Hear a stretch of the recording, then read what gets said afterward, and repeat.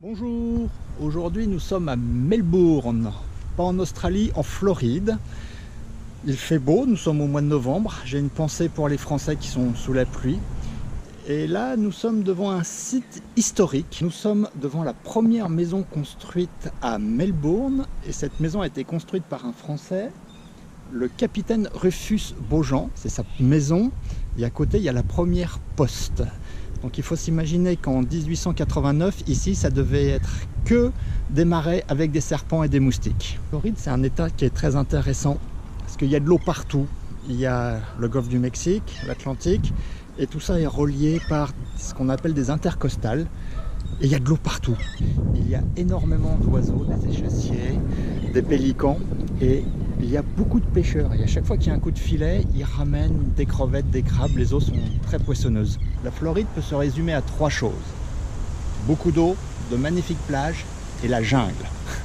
Nous sommes ici au jardin botanique de Melbourne qui regroupe toutes les essences de palmiers. Et en règle générale, la nature ici est extrêmement luxuriante puisque c'est un climat tropical. Et il y a également des tortues, et des tortues qui sortent tout droit de Jurassic Park, qui sont extrêmement agressives et moches, il faut dire ce qui est. Quand je vous disais que la Floride était un état sauvage, la preuve, il y a un cadavre de serpent à côté de la voiture. Après les belles plages, après la jungle, nous allons découvrir un lac, le lac Washington.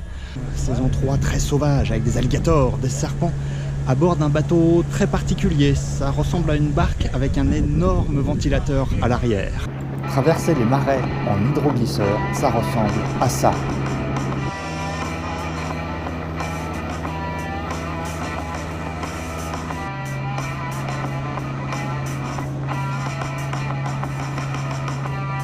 Ce bateau des marais est un vrai 4x4 flottant.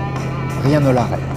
La preuve, il passe ce pont grâce à son fond plat et à la puissance phénoménale de son moteur et de son hélice.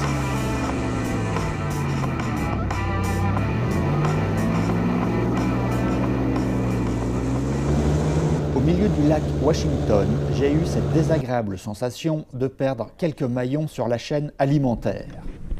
Ce lac est rempli d'alligators. Le capitaine Jack, enfant du marais, adore jouer avec ces reptiles.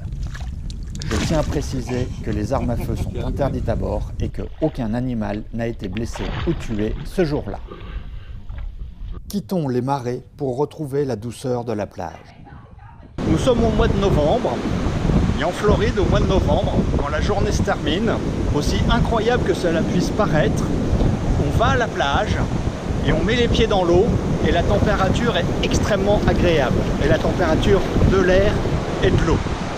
Et en plus, les couleurs sont magnifiques, c'est très poétique.